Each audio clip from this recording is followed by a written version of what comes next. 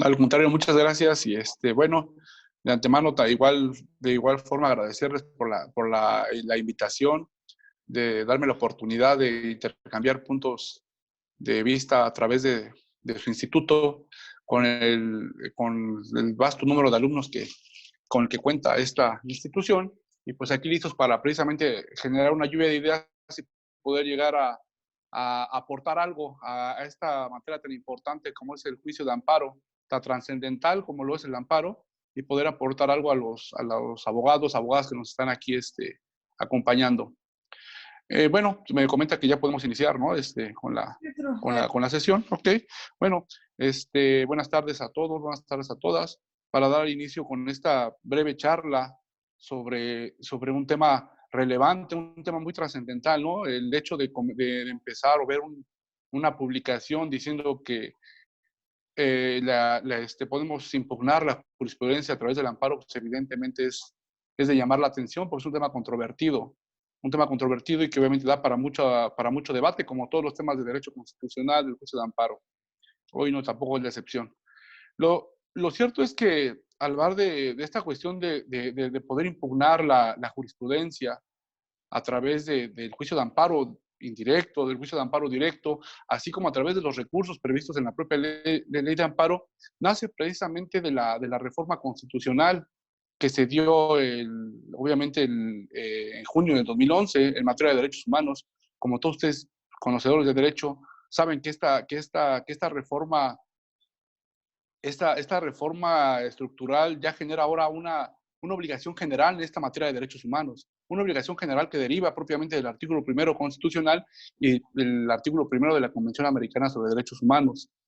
Concretamente, el párrafo tercero de la Constitución Política de los Estados Unidos Mexicanos hace referencia a un párrafo trascendental que nos dice que todas las autoridades en el ámbito de su competencia tienen la obligación de promover, proteger, respetar y garantizar los derechos humanos previstos en esta Constitución y en los tratados internacionales de los que el Estado mexicano sea parte. Como premisa mayor, tenemos esta obligación general, es decir, estas disposiciones nos refiere concretamente a que todos los poderes constituidos, todos, incluyendo a la Suprema Corte, están sujetos al imperio de la Constitución al ser poderes constituidos. Es decir, todas sus determinaciones, sus resoluciones, tienen que estar apegadas al propio pacto federal, inclusive a los tratados internacionales, como ya bien lo saben también. Entonces, partiendo de esta situación, el problema de la jurisprudencia hoy en día, o no es problema, digo, la jurisprudencia propiamente, la actividad judicial que realizan los juzgadores es determinante, es relevante, es muy relevante, porque a partir de las determinaciones que realicen y que creen jurisprudencia, pues se van a establecer el rumbo de una sociedad, van a determinar las situaciones jurídicas, a determinar jurídicamente qué va a pasar, ¿no? Con el derecho, en el caso concreto mexicano, qué va a pasar con estos rumbos. Y lo cierto es que esto puede ser para bien o puede ser para mal. Como todos sabemos, de igual forma, los ministros, digo, conocedores del derecho, los magistrados, de igual forma, gente docta en esta materia, no están alejados de incurrir en el error, ¿no? Que es característica del ser humano. Y a partir de ese error, generar jurisprudencias que lleguen a dar los derechos humanos de base constitucional o de base convencional. Inclusive la propia Constitución parte de esa premisa de la posible vulneración de derechos, y por eso hay mecanismos para poder la jurisprudencia puede ser modificada, pero parte de esa situación de una presunción de que los juzgadores pueden equivocarse, pero también la pueden modificar. De igual forma, tenemos inclusive el juicio político, ¿no? Para una cuestión de una vulneración de derechos humanos, podemos citar un juicio político para poder tratar de que sea sancionado este servidor público que pudo haber incurrido en una falta, ¿no? Respecto de derechos humanos. Lo cierto es que ello evidentemente no va a afectar la situación jurídica, ¿no? Que se resolvió con la jurisprudencia. Entonces, les comentaba que esta cuestión de la jurisprudencia se viene hoy de gran importancia, porque inclusive la creación de la jurisprudencia es más dinámica que la de la ley. O sea, se genera más jurisprudencia que inclusive legislación.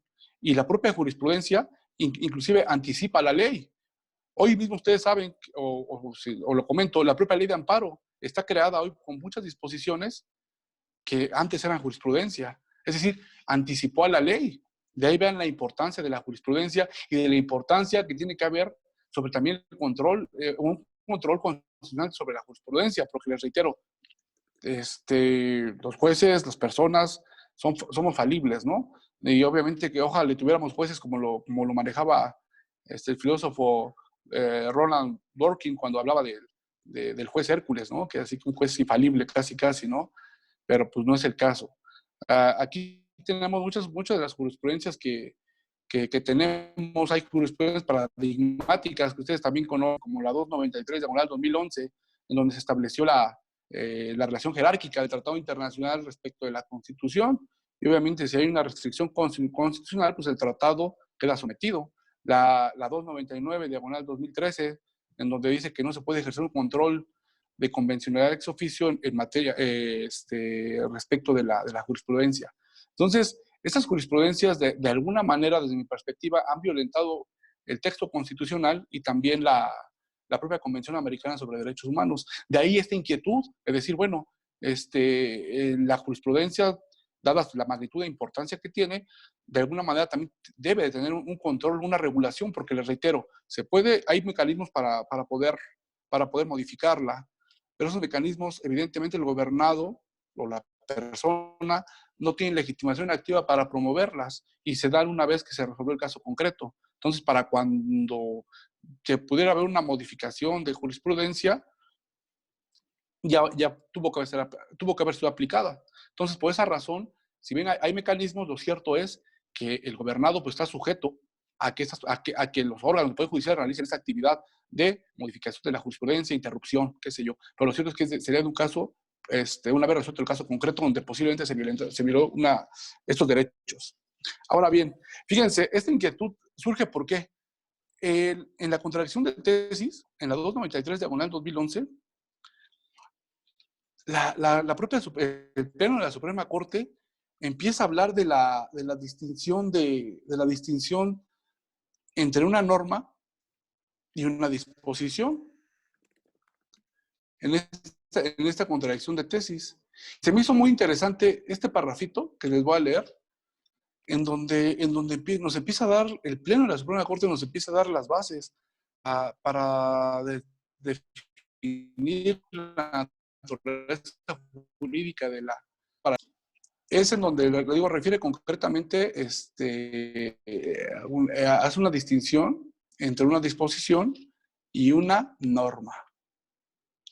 Dice, este pequeño párrafo dice, esto lo dijo el Pleno en esta jurisprudencia, contradicción de tesis 293/2011.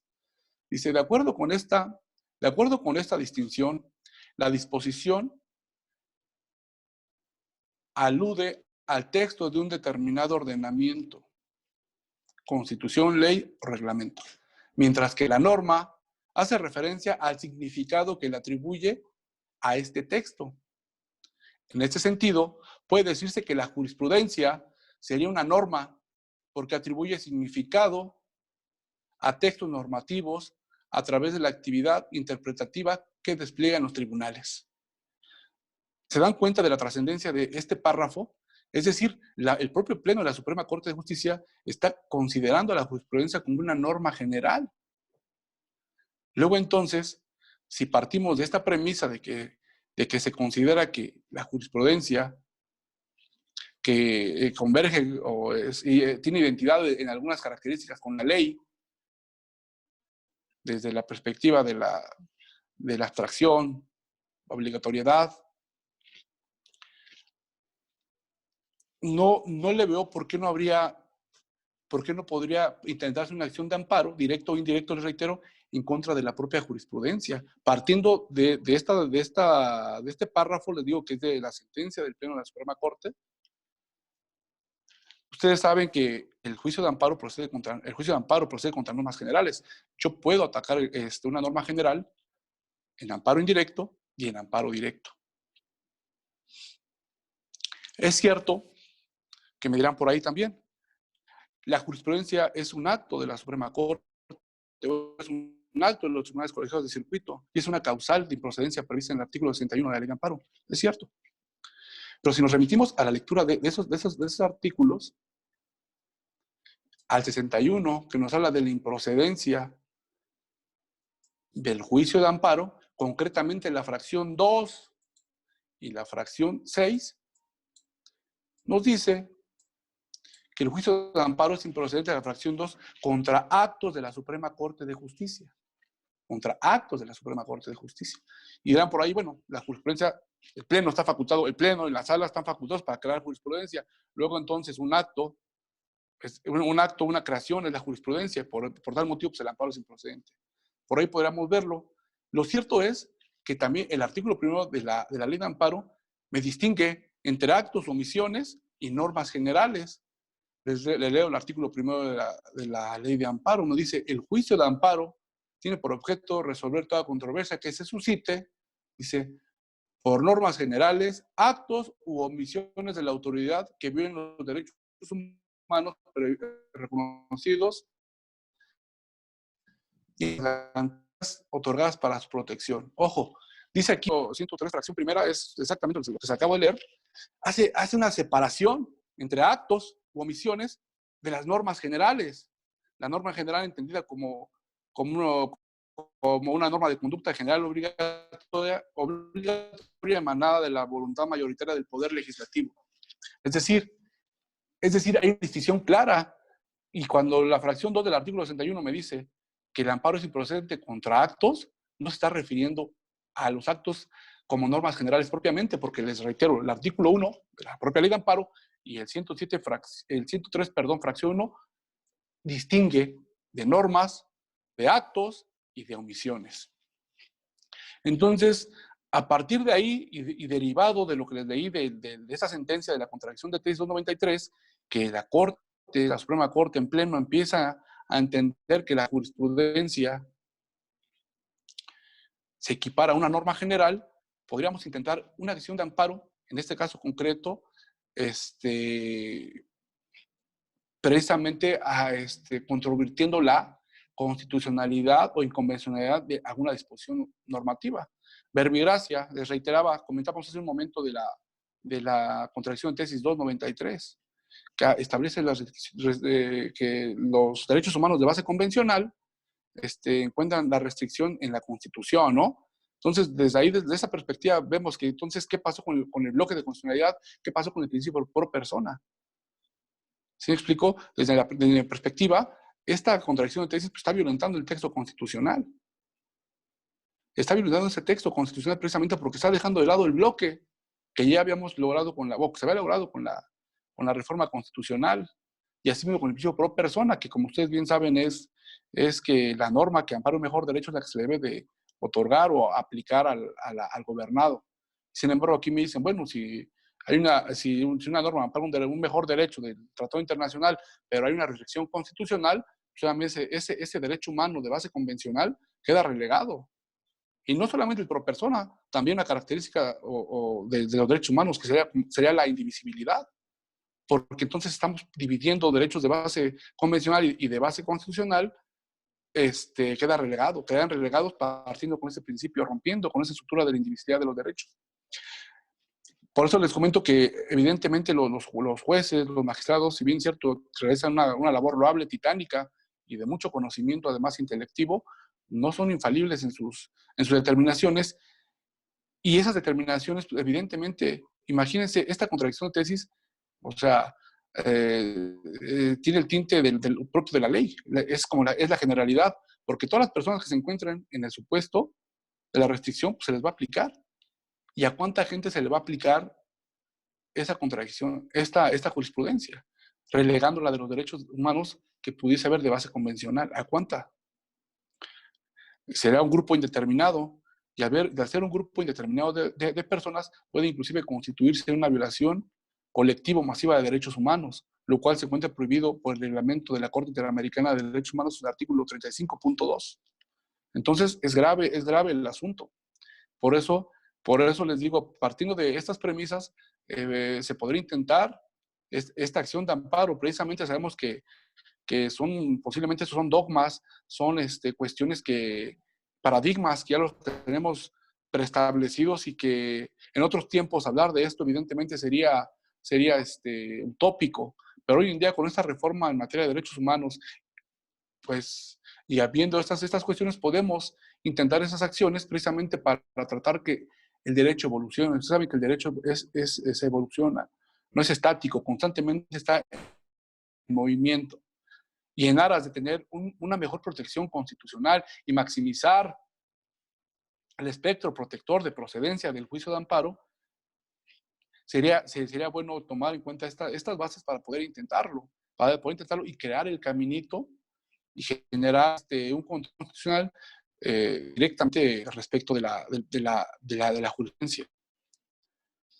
Otra situación, siguiendo sobre esa misma temática y hablando de la jurisprudencia que vulnera derechos humanos, tenemos otra contradicción de tesis, la 299/2013, en donde concretamente la Suprema Corte refiere que la jurisprudencia de la Suprema Corte de Justicia no puede ser objeto de control de convencionalidad o constitucionalidad ex oficio por órganos inferiores.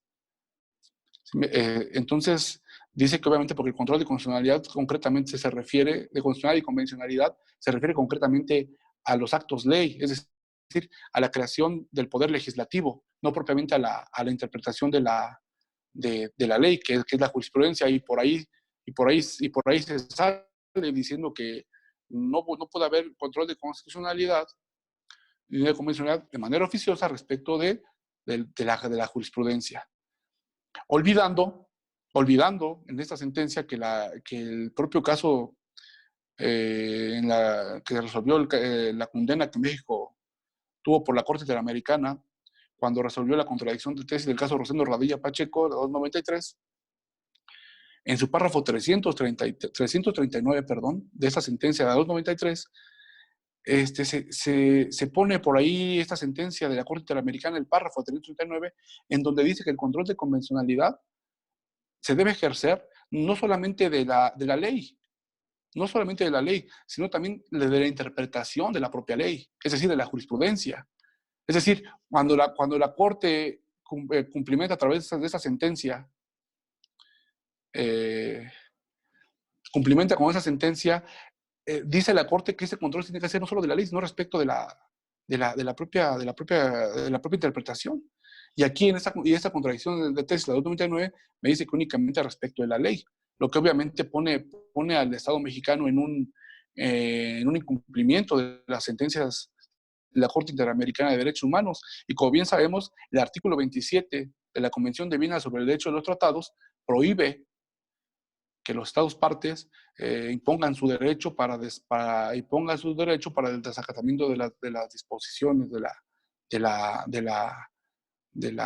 la Corte Interamericana de Derechos Humanos, incluso de su jurisprudencia, porque también se ha dicho que la jurisprudencia es la extensión de la Convención Americana sobre Derechos Humanos.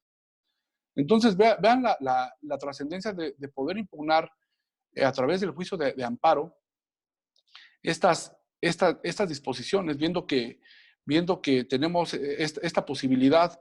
Les reitero, en el caso del amparo directo para impugnar la inconstitucionalidad o inconvencionalidad de una jurisprudencia, tenemos concretamente el artículo 75, que habla de los requisitos de la demanda, 175, perdón, que habla de los requisitos de la demanda de amparo directo. Como ustedes ya saben, también es el nombre, el domicilio y demás. Y la fracción cuarta de este número concretamente se refiere al acto reclamado. El acto reclamado se refiere a esta fracción cuarta, y nos dice, déjenme ubicarla nada más, 75 nos dice, 175, de la ley de amparo, nos habla de la demanda del amparo directo y nos dice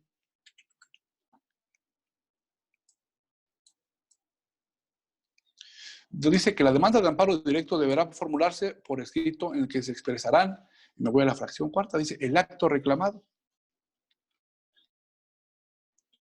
Y en el párrafo segundo me dice, cuando sea la sentencia definitiva, laudo o resolución que haya puesto fin al juicio por estimarlo inconstitucional la norma general aplicada, ello será materia únicamente del capítulo de conceptos de violación de la demanda, sin señalar como acto reclamado la norma general, debiéndose llevar a cabo la calificación de estos en la parte considerativa de la sentencia. Esto es, viendo todo, partiendo de lo que hemos visto y con esta cuestión de la demanda de amparo, que nos dice que podemos impugnar una demanda, en la demanda de amparo, una norma general, entendiendo lo que la Corte dijo en lo que les comenté de la 293, que la jurisprudencia se equipara a una norma general. Luego, entonces, si yo puedo impugnar en amparo directo una norma general en sentido amplio, ¿por qué no impugnar la constitucionalidad o inconvencional de la jurisprudencia partiendo de esta situación? Es decir, el secreto sería nada más que no pongamos inclusive la ley, ¿no? La ley ni la jurisprudencia como acto reclamado, porque hablamos del amparo directo, y concretamente lo que se ataca en amparo directo es la sentencia definitiva, laudo o resolución que pone fin al juicio. Lo que tendríamos que establecer en los conceptos de violación son argumentos tendientes a reafirmar, a tratar de persuadir al juez que X jurisprudencia es inconstitucional, y a partir de ahí tenemos materia para que un tribunal colegiado se pronunciara sobre este supuesto. Inclusive, para el recurso de revisión, cuando planteamos cuestiones de inconstitucionalidad e inconvencionalidad en amparo directo, nos da la pauta para irnos hasta el amparo directo en revisión, tal y como lo prevé el artículo 107, fracción 9 de la Constitución Política de los Estados Unidos Mexicanos. Ahí nos da la pauta para que cuando tocamos temas de constitucionalidad o inconvencionalidad, tenemos materia para la revisión. Es decir, aquí el juicio de amparo directo, que no es unistancial, se vuelve biinstancial. Maestro, disculpe, me están comentando aquí los compañeros que no se escucha. A ver, voy a activarles el audio. Compañeros, ¿escuchan? Quedaron. ¿Escuchan todos, maestro? Tengo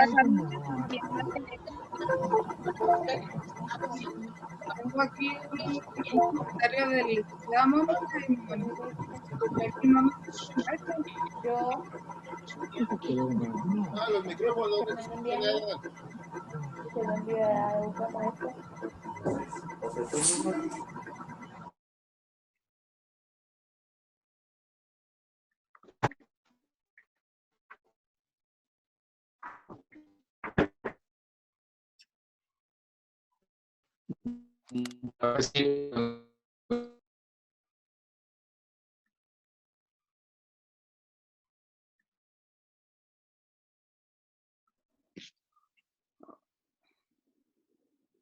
Hey, pasó algo por ahí. ¿Se escucha? Sí, parece que tenemos problemas de audio. Compañeros. Y traigo el micrófono, ¿eh? Sí, compañeros, les voy a pedir que creo que esto es un problema de red. Mire, para hacer un poquito más ligera la red, les voy a pedir que desactiven su cámara. Y la activamos ahorita ya que el maestro termine la charla. Pero igual si quieren hacer preguntas, continuamos con la misma dinámica de la manita, les activo el audio y les activo la cámara para que podamos escuchar bien al maestro, por favor. No sé desde qué punto ya nos empezó a escuchar para que... Yo sí lo escuché en todo momento. Sí, pero son de Mónica. Mónica. ¿Sí? Ahí está la interesante. Dice que cancele el teléfono, mi micrófono, pero pues no tengo ni el botoncito. Maestro, entonces continuamos. Mande. Continuamos. No sé en qué punto me quedé, porque digo que es complicado porque uno se desorienta con estas cuestiones, pero no sé desde dónde no se escuchó o sigo como estaba comentando esta situación. Sí, continuamos con la... A ver, maestro Alfredo. Sí, maestro. Mande. Maestro, vamos a continuar desde de lo que comentaste respecto a la procedencia del amparo directo y los tribunales colegiados. Yo creo que desde ahí comenzamos.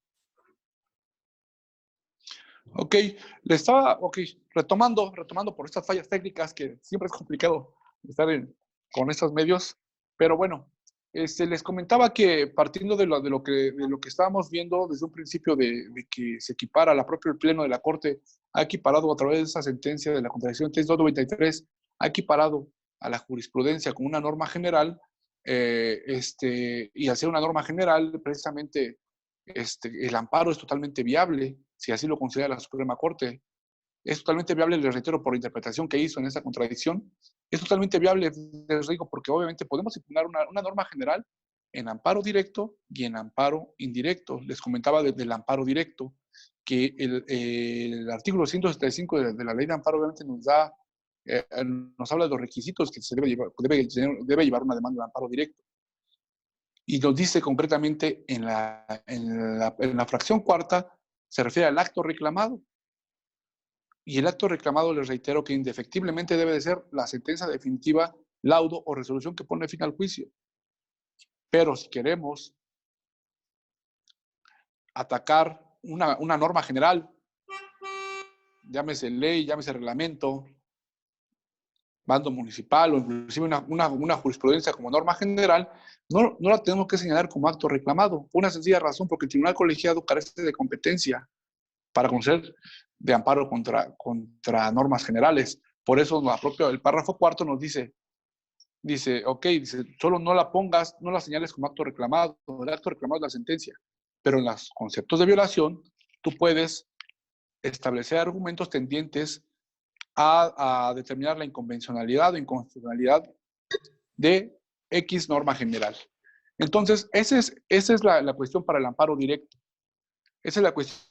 Y les reitero que esto nos da materia una vez, en el sentido que se resuelva, supongamos que si nos llegan a negar el amparo, nos da materia para poder promover el recurso de revisión, tal y como lo prevé el artículo 107, fracción 9 de la Constitución Política de los Estados Unidos Mexicanos. Cuando se tocan tópicos de inconstitucionalidad o de inconvencionalidad, se habilita el recurso de revisión en amparo directo, del cual va a conocer la Suprema Corte de Justicia de la Nación, evidentemente en pleno acatamiento de los acuerdos generales, concretamente el acuerdo 9/2015, en donde nos da los parámetros para que la Corte pueda conocer de un recurso de revisión en amparo directo, y obviamente se tienen que reunir los requisitos de interés y trascendencia, ¿no? Porque no basta que toquemos un punto, argumentemos un punto de constitucionalidad o inconvencionalidad, sino basta que además estos sean de interés y trascendencia, porque si no son de interés y trascendencia para los ministros, pues obviamente no va a prosperar este recurso. Tiene que sortear estos conceptos de interés y trascendencia que están inmersos en el acuerdo 9/2015, en donde dice concretamente la Corte o define qué es interés y qué es trascendencia. Eso sería respecto del amparo directo. Y respecto del amparo indirecto, pues es evidente, bueno, el fundamento sería el artículo 107, fracción octava de la Constitución. Es decir, de igual forma podemos atacar tópicos de inconstitucionalidad y al establecer un acto reclamado esta situación de inconstitucionalidad de la jurisprudencia, el juez de distrito está obligado a resolver sobre esta situación, y en su caso tenemos habilitado también el recurso de revisión. Les reitero, pero como va a ser un tópico de interés y trascendencia, porque no todos los días se impugna la constitucionalidad de una jurisprudencia, deberá conocer la Suprema Corte de Justicia de la Nación, tal y como lo prevé el artículo 107, fracción octava de dicha Constitución. Entonces, les comentaba que hay de ahí la importancia de que podamos habilitar el juicio de amparo para poder impugnar también los criterios jurisprudenciales, precisamente porque muchos de ellos son restrictivos de los derechos humanos. También, obviamente, esto no es nuevo, ¿no? La Suprema Corte, previendo estas situaciones, ha creado jurisprudencias, precisamente ¿para qué? Para que no tengamos, para que no prospere estos medios de impugnación. Ya estableció jurisprudencia, por citar algunas. Les comento cómo la jurisprudencia de la Corte tiene la jurisprudencia como inimpugnable. Les cito alguna que ya emitió la Suprema Corte desde el 2011, del rubro, en donde esta jurisprudencia dice el rubro, dice jurisprudencia de la Suprema Corte de Justicia de la Nación. Su aplicación representa una cuestión de mera legalidad, aun cuando se refiera a la constitucionalidad de leyes o a la interpretación directa de preceptos de la Constitución. Maestro. Fíjense, mándeme. Ahí se oye por ahí un ruido. De su lado se escucha mucho ruido. No hay nadie, estoy totalmente solo. Más bien alguien está por ahí, Compañeros, ya que apaguen sus micrófonos, por favor. Porque si no... De hecho, yo estoy total... Sí, si no se interrumpe al profesor y no podemos continuar. Adelante, maestro, disculpe. Yo estoy totalmente solo, ¿eh? Aquí no hay nada. Y les comentaba que hablando de la procedencia del amparo para impugnar la jurisprudencia, obviamente esto la Corte también ya ha creado jurisprudencia. Les estaba comentando una que emitió en el 2011, que es la novena época, en donde el rubro dice jurisprudencia de la Suprema Corte de Justicia de la Nación. Su aplicación representa una cuestión de mera legalidad, aun cuando se refiera a la inconstitucionalidad de leyes o a la interpretación directa de preceptos constitucionales. Fíjense, yo les acabo de comentar hace un momento que si yo toco tópicos de constitucionalidad, entonces en el amparo directo, pues habilito el recurso de revisión para que conozca la Suprema Corte. En amparo indirecto, de igual forma, porque estoy tocando tópicos de constitucionalidad y de esos temas relevantes y trascendentes, pues conoce la Suprema Corte de Justicia de la Nación. Pero aquí, esta jurisprudencia, esta que les acabo de leer, obviamente está encaminada para boicotearnos, para no pasar, ¿no? Dice jurisprudencia de la Suprema Corte de Justicia de la Nación, su aplicación representa una cuestión de mera legalidad. Es decir, con esto me están restringiendo. Esta jurisprudencia, les digo que por eso y por la importancia de la jurisprudencia, porque determina el rumbo de todo un sistema jurídico, para bien o para mal, y en este caso es para mal, porque me está diciendo que la aplicación de la jurisprudencia es una cuestión de mera legalidad. Entonces, ¿qué pasa con eso? Si es de mera legalidad, obviamente se pierde el elemento de constitucionalidad y de inconvencionalidad, que es materia para que la Suprema Corte conozca. Entonces, si me lo restringes a la legalidad, inclusive ni siquiera pasar el recurso de revisión en amparo directo. Y ni la Corte va a conocer, porque conoce de temas de constitucionalidad. Entonces, vean cómo la Suprema Corte, a través de las jurisprudencias, restringe el acceso a la jurisdicción, inclusive de tener un recurso, como ya ustedes lo saben, en el artículo 25 de la Convención Americana, de las características que dice rápido, sencillo y efectivo, ¿no? Pero si me está restringiendo con esa jurisprudencia, diciendo que es una cuestión de mera legalidad, pues hay una restricción concreta al derecho de acceso a la justicia o a la jurisdicción. Porque había que comentar, tenemos que hacer un comentario sobre esa jurisprudencia.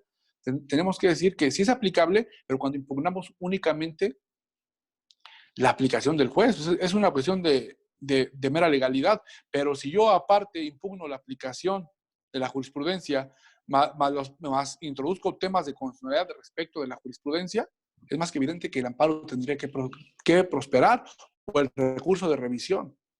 Porque estoy atacando, les digo, la aplicación y aparte, controvirtiendo dicha jurisprudencia. Esto es aplicable únicamente respecto de cuando el juez aplica la norma. Es decir, únicamente de la mera aplicación, pero les digo, si yo argumento en contra de esa jurisprudencia, temas de constitucionalidad, pues hay materia. Además de que pues, un tema de constitucionalidad o de inconvencionalidad pues nunca va a ser materia de legalidad, ¿eh? Entonces, les digo, hay jurisprudencias que sin duda han venido a restringir el campo de actuación del juicio de amparo, el campo de procedencia del juicio de amparo.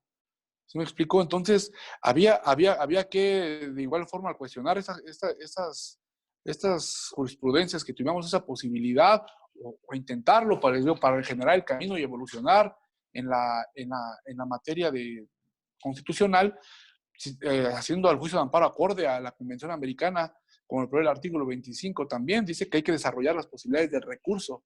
¿Sí me explicó? Y no me refiero al recurso, porque por ahí dirán, este juicio de amparo no es un recurso, es un juicio. Bueno, esta cuestión del recurso, juicio, si es en amparo directo o directo, como muchas veces lo dicen, que si es amparo directo, es recurso, y si es amparo directo, es un juicio. Lo cierto es que hay una opinión consultiva, la opinión consultiva 8/87 de la Corte Americana de Derechos Humanos ha definido el artículo 25 que se refiere a la institución procesal del amparo. Entonces, reitero, tomando la Convención Americana, el artículo 25, podemos desarrollar las posibilidades de recurso para maximizar su procedencia. Y les digo, de hecho, estamos hablando de la fracción 2 de la ley de amparo, del artículo 61 de la ley de amparo, donde me establece que no procede el amparo contra actos de la Suprema Corte. De alguna manera está restringiendo el acceso a la justicia. Lo restringe.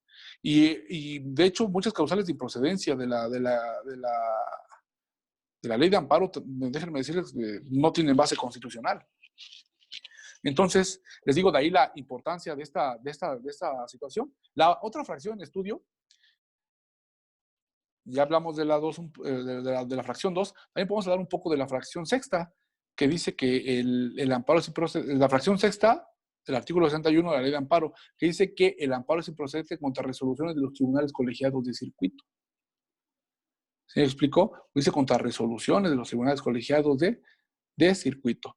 Y si yo me voy al artículo 220 del Código Federal de Procedimientos Civiles, que es aplicación supletoria a la ley de amparo, me encuentro con este artículo, me dice cuáles son las determinaciones que se pueden emitir en un juicio de amparo. Estas son autos, decretos o sentencias. Entonces, estas resoluciones tendrían que ser un auto, un decreto o una sentencia, pero yo voy a impugnar una norma general. De igual forma, la propia ley no me está limitando para que yo pueda impugnar estas jurisprudencias. Entonces, los únicos actos irrecurribles que maneja la ley de amparo de los tribunales colegiados de circuito están previstos en el artículo 104, fracción 3, respecto del recurso de revisión administrativa, y en el artículo 107, fracción octava, cuando se resuelve el tribunal colegiado resuelve el recurso de revisión de mera legalidad de los tribunales colegiados de circuito, de los jueces de distrito o de los tribunales unitarios de circuito. Entonces, les comento, es una cuestión muy, muy interesante. Es un tema, honestamente, pues, inclusive poco explorado, y que se da por hecho de que el amparo no procede, ni inclusive los recursos, ¿no? Precisamente porque la Corte ha creado esas jurisprudencias para delimitar este campo de actuación, pero les digo que si hacemos una interpretación sistemática de la Constitución y de la ley de amparo, podremos tener una cuestión de procedencia sobre estos tópicos tan interesantes, tan relevantes y tan controvertidos. Les digo, es una cuestión de debate y de debate amplio, pero lo cierto es que tenemos, con lo que acabo de decir, tenemos algunas bases para poder intentar estas acciones y que en un futuro pudiese ser esto una realidad, ¿no? No verlo como una utopía o como una cuestión que imposibilite, ¿no? Que sea imposible. No sé si por ahí hay algún comentario, que tengan ahí algún comentario, alguna pregunta que pudiese, alguna inquietud que tuviesen, si no continúo. Compañeros, para los comentarios, como les comenté, levanten su manita y les doy el uso de la voz. Si tienen algún comentario, alguna pregunta, si no continúo.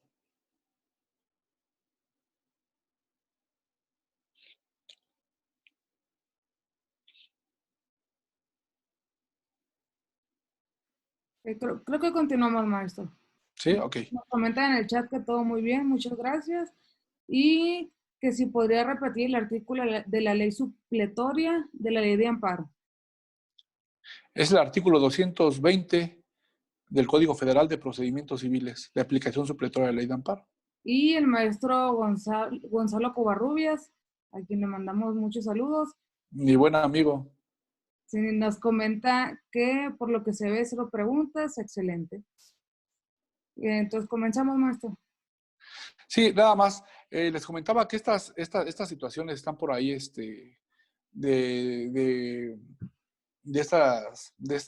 amparo. Ahora, en lo tocante a los recursos, fíjense que también hay jurisprudencia de la Suprema Corte de Justicia en donde dice que tanto el recurso de reclamación como el recurso de queja, pues no podemos argumentar cuestiones de inconstitucionalidad, inconvencionalidad, porque únicamente son recursos para optimizar la labor jurisdiccional, pero no son propiamente para hacer planteamientos de esta naturaleza constitucional o de inconvencionalidad.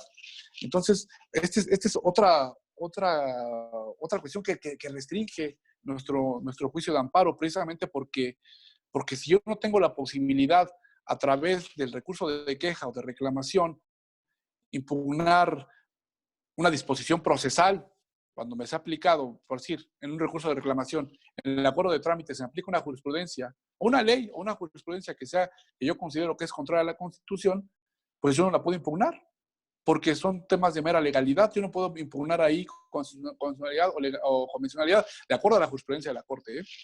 Entonces, se dan cuenta que ahí el juicio de amparo se queda relegado y pierde se pierde la oportunidad de que sea efectivo, precisamente por esas determinaciones de la propia jurisprudencia.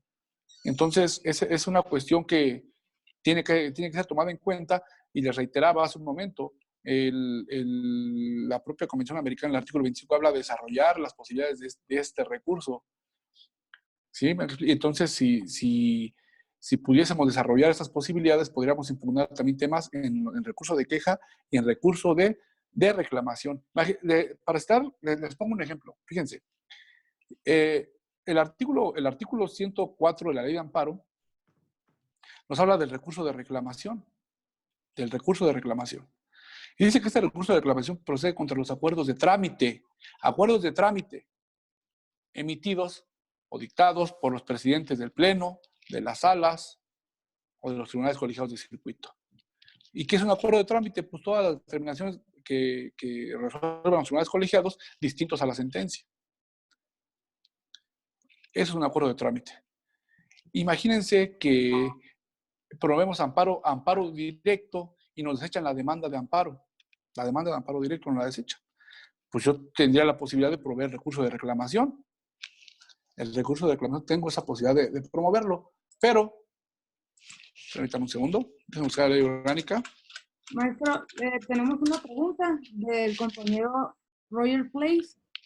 Compañero, le abrimos el micrófono para que se la pueda formular al maestro de manera directa, y también le abrí el video.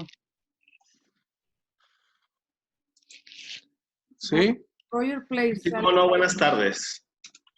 Mencionaba, bueno, la primera parte fue como la introducción nada más a la pregunta, porque bueno, puedo entender que para efectos de la tramitación de la revisión en el amparo directo, pues sí sería susceptible de aludir que la jurisprudencia es inconstitucional. Sin embargo, creo que el problema sería cuando habláramos del amparo indirecto, porque en este caso habría que ver el tiempo para la presentación de la demanda. Sabemos que en contra de una norma, pues es de 30 días, pero ahora aquí la jurisprudencia la deberíamos de considerar autoaplicativa o heteroaplicativa para efectos de poder tramitar la demanda de amparo en la vía indirecta. Sí, es muy buena pregunta. Lo cierto es que obviamente la vamos a impugnar como norma general al momento de aplicación, como heteroaplicativa, porque es realmente cuando se está deparando un perjuicio. Es cierto que la jurisprudencia resuelve problemas concretos. ¿Sí me explico? O sea, al momento, o sea, no resuelve problemas concretos, pero yo en lo personal considero que tendría que atacarse a partir de la aplicación de esa jurisprudencia cuando la aplica en amparo indirecto. O bien en un procedimiento diverso, en primera instancia te la aplican, y si viola un derecho sustantivo, pues ¿por qué no promoverla al momento que te apliquen esa jurisprudencia? Y ahí desde términos del artículo 17 y 18 de la Ley de Amparo, se activa el término de 15 días como norma heteroaplicativa. Pues bueno, sí, pero ahí si forma parte de una resolución, entonces lo que se debería de atacar sería la resolución en sí, no la aplicación de la jurisprudencia, o me equivoco ahí. ¿Hablando del amparo directo? Indirecto. Indirecto. Es más que evidente que no, en el amparo indirecto yo no puedo atacar una sentencia definitiva. O sea, tiene que ser un acto que sea de imposible reparación para que yo pueda habilitar esta posibilidad del amparo indirecto, diverso a la sentencia, a la resolución. Si no, en todo caso, tendría que agotarla a través del amparo directo, agotando los, bueno, ni siquiera el principio de definitividad, porque obviamente aquí hablamos de que hay una violación directa a la Constitución, pero si es en amparo indirecto, tendría que ser, en perspectiva, al momento del acto de aplicación, del acto de aplicación diverso a la sentencia, porque entonces ahí no sería cualquier acto diverso a la sentencia. No de la sería a partir de bueno, no de la publicación propia de la jurisprudencia por parte del Tribunal Colegiado de la Sala o de la Suprema Corte, sino el momento en el que se le aplica. Claro, es que es lo que pasa con las leyes. Cuando atacamos en amparo indirecto una ley, tenemos que atacar la aplicación y los efectos y consecuencias que derivan de esa aplicación. Porque si únicamente ataco la ley como tal, pues ¿qué te dicen los juzgados de distrito? Pues que es un acto consumado porque fue publicada X año. Entonces es evidente que tenemos que atacar la aplicación y los efectos y consecuencias que derivan de esa aplicación para poder habilitar el término de 15 días y poder atacar esta norma. Porque si vamos a la fecha de publicación del Diario Oficial de la Federación, concuerdo contigo, el término se fue. Entonces tenemos que atacar la aplicación y los efectos y consecuencias de la norma. Gracias. Maestro, tenemos otra pregunta. Gracias a ti. Del compañero Arnold Sí. Campos. Voy a activarlo. Compañero Arnold Campos, ¿tiene el uso de la voz, por favor? Buenas tardes a todos. ¿Se me escuchan? Sí. Ok. Miren, conforme a lo que es una jurisprudencia, tenemos entendido que viene siendo como una fuente del derecho. Por lo tanto, usted nos está haciendo un enfoque sobre ya una aplicación normativa. Considerando que la jurisprudencia es para el entendimiento de una ley o de una norma, y en el momento de que se está aplicando, digamos, cuando hubo la modificación en materia penal. En materia penal hubo las modificaciones en relación al sistema acusatorio, a cuanto era el ordinario.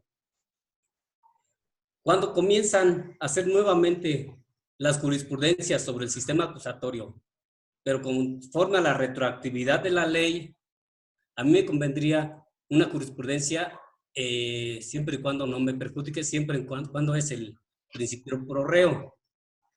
Si en esa jurisprudencia hay un cambio y nuevas modificaciones en relación a una persona que está siendo sentenciada y se está considerando el amparo sobre esa jurisprudencia, estamos hablando, ahorita digamos, ya van al 2018, prácticamente ya son 10 años que se aplica el sistema. Si existe esa jurisprudencia, puedo manifestar que yo, en este momento, bajo protesta de decir verdad, a efecto de poder impugnar una jurisprudencia que me afecte. No sé si me di a entender. Se me hizo un poco compleja no sé si la podía sintetizar un poco más para... Sí. Porque la verdad sí se me fue un poco la idea. Por favor. Como siempre, se tarda el proceso y está en el ordinario. ¿Sí? Hasta ahí estamos bien. Es ordinario. Bien. Hay jurisprudencias todavía del sistema para el sistema ordinario y hay jurisprudencia del sistema acusatorio oral. Entonces, si a mí me beneficia un criterio jurisprudencial de hace 15 años, pero está tumbando una nueva jurisprudencia, ese criterio, pero no me había dado cuenta de esa nueva aplicación hasta que, pues lógico, uno va sabiendo en su momento qué es lo que necesita porque lo está estudiando. Y en ese momento yo, después de 10 años, 12 años, digamos así, me doy cuenta de una jurisprudencia que está perjudicando a mi cliente. Y usted dice, pues vamos a promover un amparo. pero el término para promover el amparo podríamos considerarlo como una forma general después de los 15 días. Mi pregunta es la siguiente: para que yo pueda tumbar esa jurisprudencia y pueda intervenir y en este caso meter el amparo directo, ¿puedo decir que es bajo protesta de decir verdad que apenas me enteré de esos criterios?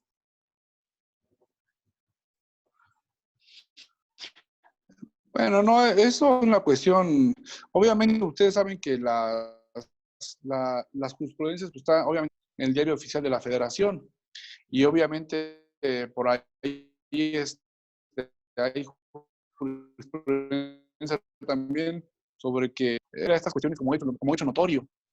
Entonces, al ver una publicación, se entiende que ya es un hecho notorio. ¿Sí me explico? Entonces, argumentar que apenas te estás enterando, o sea, perspectiva no sería viable precisamente por esa cuestión del artículo 88 del Código Federal, que al ser publicadas en el Diario Oficial de la Federación, pues, se entiende como hechos notorios. Entonces, por ahí yo no creo que pudiera valer el argumento que apenas te acabas de enterar. Bueno, ahora... Porque hay una publicación. Sí, entonces eso tendríamos entendido que se podría defender en su dado caso de que la publicación es abierta y es al público y no se puede presumir una ignorancia de la ley, y menos si soy un profesionista. ¿Estamos de acuerdo? Claro. Sí. Y conforme a como usted me está estableciendo que se puede hacer un amparo contra una jurisprudencia, nuestro mayor fundamento en el acto reclamado podría ser, o en el aspecto de la legalidad, el principio de legalidad. Ahí lo podríamos aplicar perfectamente. No, Samarito, ¿me puede repetir esa última parte? Porque cuando lo estaba diciendo exactamente se descongeló la imagen. Es lo último nada más respecto de la legalidad. Ajá. El principio de legalidad como principio de derecho, si cada 8 días se publica una ley, una jurisprudencia, un criterio jurisprudencial, para yo interponer un amparo sobre un aspecto, digamos sobre alimentos, o una convivencia, una guarda custodia que perjudique a mi representado, yo puedo interponer ya, por ejemplo, que ya está la sentencia. Inclusive a lo mejor hasta la acaban de poner esa como criterio jurisprudencial. Yo voy a poder alegar en el acto reclamado que conforme al principio de legalidad, lo que no está prohibido está permitido, para poder atacar esa jurisprudencia. Híjole. Va a decir que estoy evadiendo su pregunta, pero le doy mi palabra que se corta el audio. Bueno, lo voy a escribir. Y no alcanzo a entender su pregunta, no sé si manda, no sé si me quiere mandar por el caso, se corta, entonces no entiendo bien la idea, pero solamente entendí que se puede impugnar una jurisprudencia por cuestión de legalidad. Yo le digo, para impugnar una jurisprudencia se tiene que tocar tópicos meramente de constitucionalidad o de inconvencionalidad, o sea, no de mera legalidad. Precisamente, o sea, son tópicos sobre esa naturaleza. Pero digo, a reserva de que me la envíe, y con todo gusto le doy mi punto de vista sobre esta pregunta, pero me doy palabra que se congela ahí, está distorsionado un poco el audio. Sí, inclusive aquí también conmigo llega distorsionado un poco el audio. Sí, pero se detiene. Puedo escribir para tener más idea sobre qué es lo que le quiero decir y ojalá sí me entienda más la cuestión que le estoy planteando. Claro. Gracias. Sí. Lo dejo hasta el último. No, al contrario, usted, gracias. Sí, gracias, muy amable, gracias. Sí, se está congelando un poquito la imagen de usted, maestro. Tenemos otra... De hecho, cuando Sí, Nueva pregunta, a ver. sí, tenemos otra A pregunta. ver si no se congela. De José Luis Sánchez. Vamos a invitar a José Luis. Licenciado José Luis, ¿tiene el uso de la voz?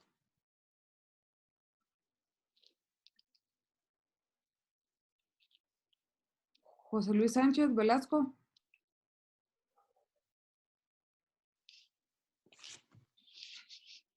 Bueno, creo que nos está escuchando y ya no tenemos preguntas ahorita, entonces podemos continuar, maestro. Ok. Entonces, bueno, estábamos hablando le estaba citando un ejemplo en relación a los recursos en el amparo. Aparte de revisión, les comentaba los casos concretos del artículo, perdón, del recurso de reclamación, del recurso de queja, en donde la Corte ha emitido jurisprudencia diciendo que a través de estos recursos no se puede atacar la constitucionalidad o inconvencionalidad, sino que son de aspectos de mera legalidad, porque precisamente esos recursos lo que buscan es optimizar la función jurisdiccional, más no impugnar cuestiones de esta naturaleza. Y yo les comentaba, les estaba poniendo un ejemplo, les decía, imagínense en amparo directo, probemos una demanda de amparo directo, probemos esta demanda de amparo directo y el tribunal colegiado no la desecha. Y les comenté que obviamente el recurso de reclamación procede contra los acuerdos de trámite dictados por los presidentes tanto del Pleno, de las salas y de los tribunales colegiados de circuito. Entonces, y decía también que los acuerdos de trámite son todas aquellas determinaciones anteriores a la sentencia, o sea, todas, pero menos la sentencia. Todo lo que se discute en este tribunal colegiado, lo que vaya determinando, pero menos la sentencia, obviamente. Entonces decimos, el desechamiento de una demanda de amparo directo pues es objeto del recurso de reclamación. Y les comentaba que la ley orgánica del Poder Judicial de la Federación, en su artículo 25, habla de las atribuciones de los presidentes de las salas, la Suprema Corte, y dice este artículo a grandes rasgos, porque no tengo ahorita la mano, pero dice que cuando se tenga que determinar un hecho, déjenme buscarlo mejor para no dar otra información que no, lo leo rápido. El artículo 25 dice que cuando se encuentre dudosa la tramitación, déjenme leerlo mejor, aquí se los pongo rápido, el 25 de la ley orgánica, artículo 25, déjenme ubicarlo nada más. 10, se los leo y les comento dónde viene el problema de la jurisprudencia que les estoy diciendo, donde dice que no puede introducir temas de constitucionalidad o inconvencionalidad en los recursos de reclamación y de queja.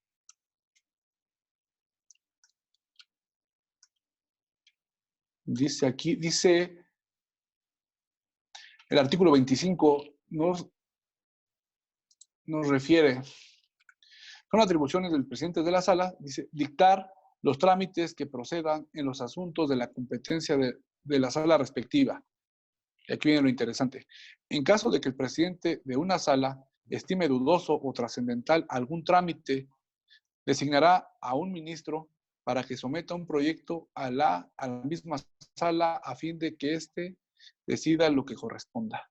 Fíjense, entonces de aquí nos dice este artículo, en caso de que el presidente de una de las salas estime dudoso o trascendente algún trámite, y decimos que el desechamiento de una demanda pues, es un acuerdo de trámite, pero la reclamación procede únicamente contra los acuerdos de trámite dictados por los presidentes.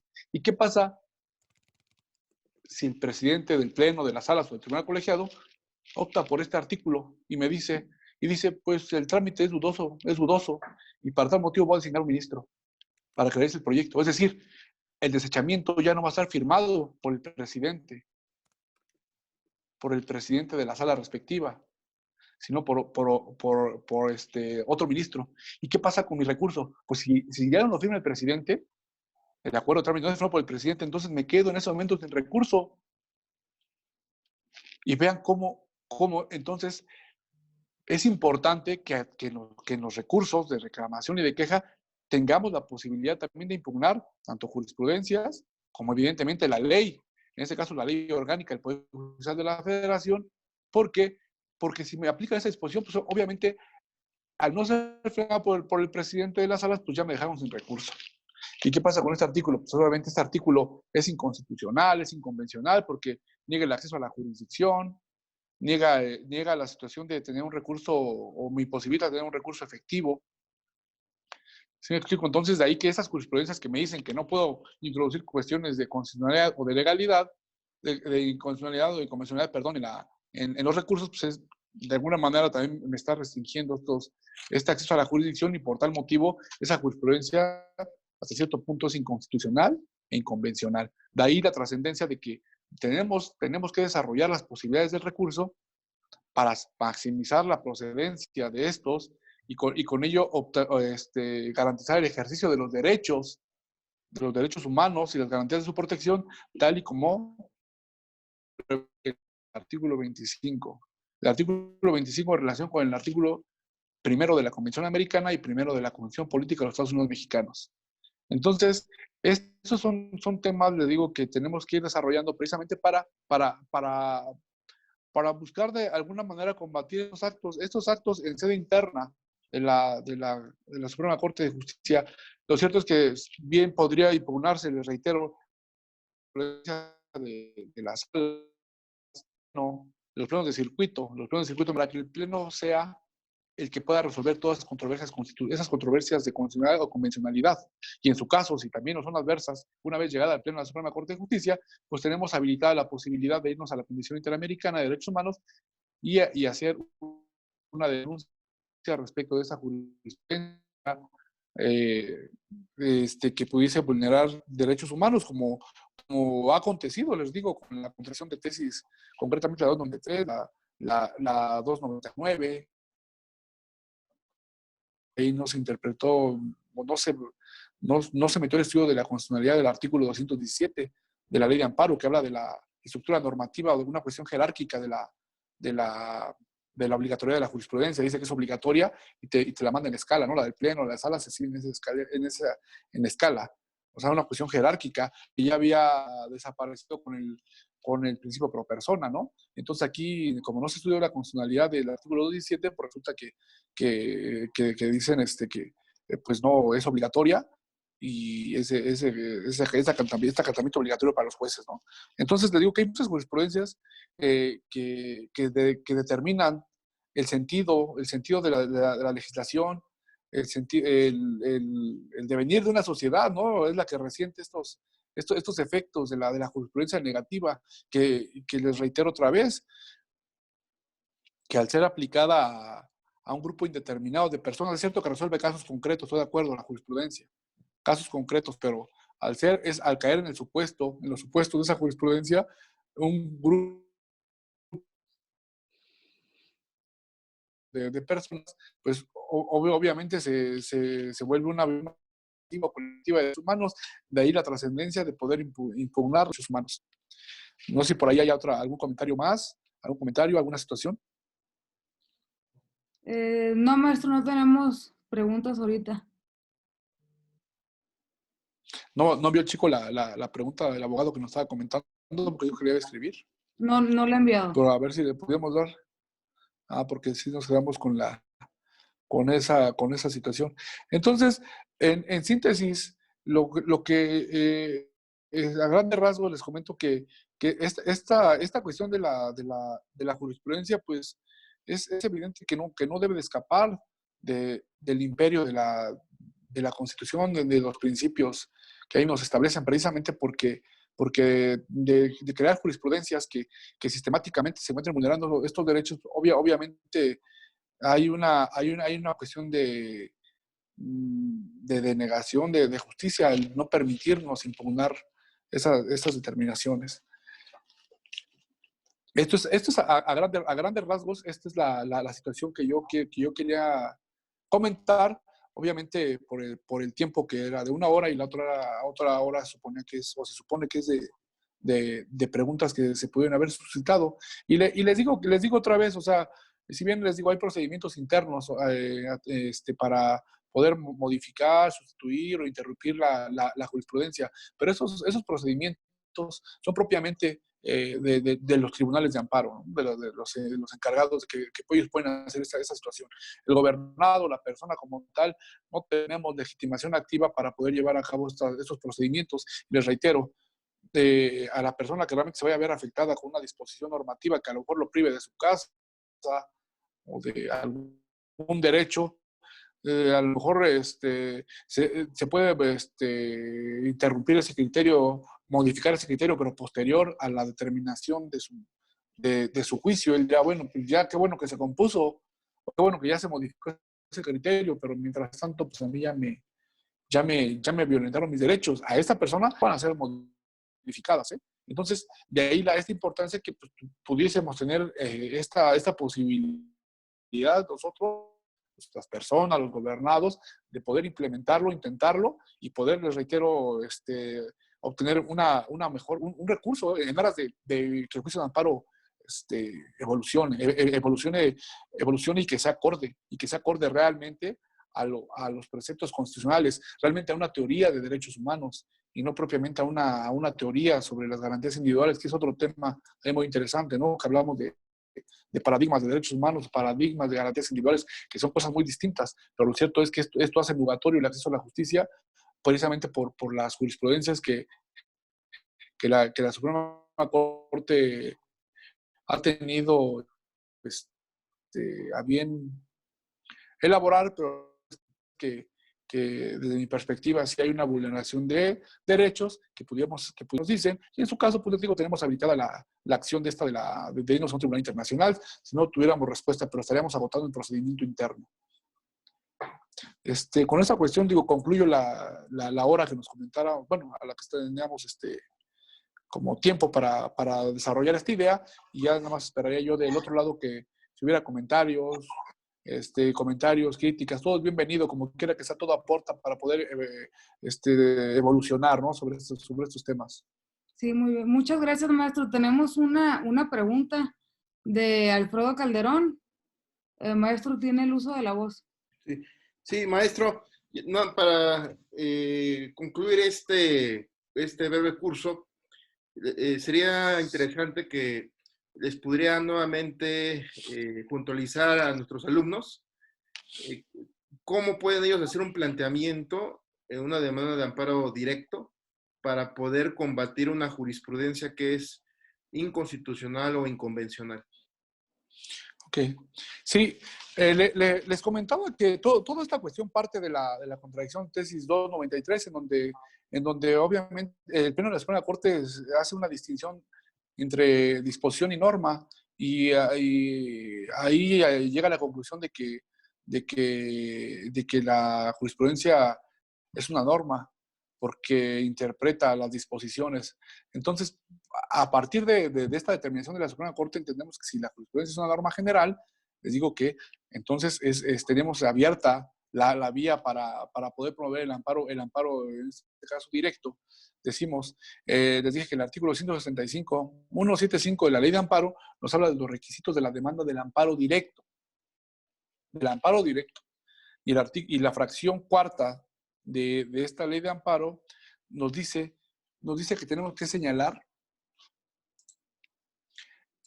el acto reclamado. Nos dice en esa fracción 35 que dice el acto reclamado. Pero digo, si hablamos del amparo directo, les comentaba, ¿cuál va a ser la cuestión que yo voy a impugnar el amparo directo?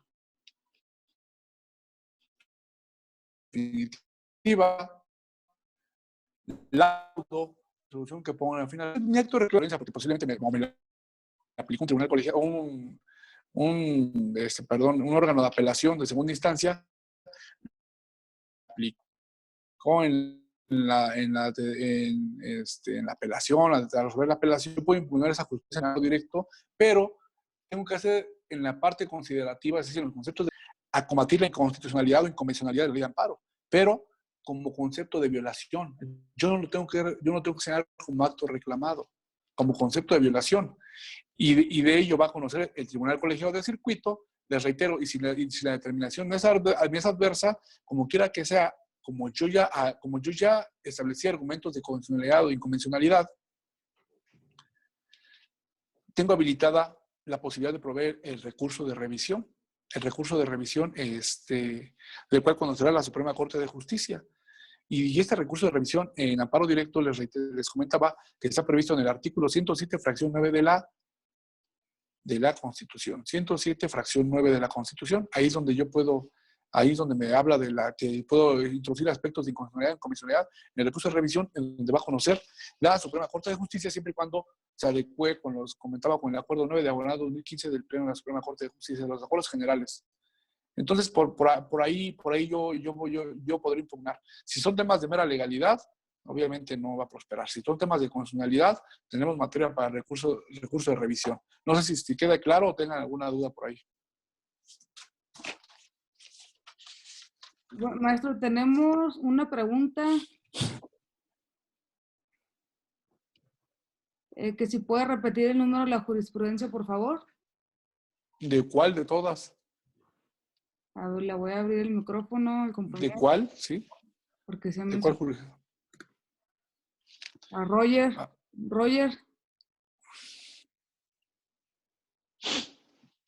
Roger, ¿ya tiene el micrófono abierto?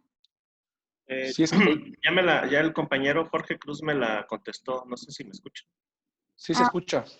Bueno, muchas Sí, gracias. era la que establecía la semejanza de la jurisprudencia a una norma general. Es la 293 del 2011. 293 del 2000. Es más, revisan ahí viene esta en donde asemeja la jurisprudencia. Y es más, en la contradicción de tesis 299, diagonal 2013, el ministro Arturo Saldívar Lelo de Larrea establece un voto concurrente y vuelve a retomar estas ideas. Y en ese voto concurrente dice, hubiese estado bien que para determinar si era objeto si la jurisprudencia era objeto de inaplicación por los jueces inferiores a la Suprema Corte en vía control de constitucionalidad de convencionalidad ex oficio, si hubiese sido importante que retomáramos esta distinción que hizo el Pleno en la contradicción de tesis 293. Es decir, ustedes la pueden encontrar en estos dos, en el voto concurrente de la contradicción de tesis 299 y en la 293 también. 299 diagonal 2013 y 293 diagonal 2011. Ahí pueden encontrar esta similitud o esta distinción que hizo la Suprema Corte de Justicia. ¿Alguna otra pregunta? Sí, maestro, tenemos a la licenciada Nelly Platas. Pregunta por literatura recomendada.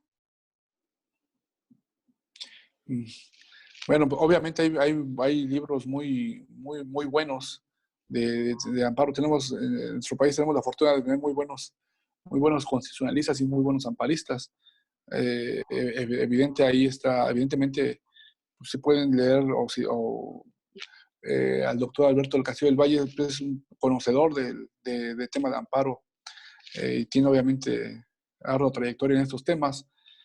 Hay por ahí otro libro, hay un libro muy bueno es el Tratado de Amparo de González Cancino. También es un muy buen libro. Yo en lo personal he estado apoyándome en estos libros para seguir ahí haciendo investigación, pero les reitero, Ferrer MacGregor también tiene muy buenos argumentos sobre estos temas. Muchas gracias, maestro. Tenemos un comentario y posteriormente una pregunta. La licenciada Norabel Gómez Torres nos dice, excelente ponente, tema poco explorado en la práctica, y le envía saludos desde Baja California. Pues muchas gracias y igualmente saludos para usted. Y eso, lo comentaba al principio de la charla, es un tema muy poco tocado, muy poco investigado, porque sí, hasta cierto punto, cuando hablas de este tema, pues es como que es un tema tabú, ¿no? En amparo, como que, oye, esto ya está en la ley de amparo, ¿no? Artículo 61, fracción 2 y artículo 61, fracción sexta. Y ya está determinado así como qué le buscas, ¿no?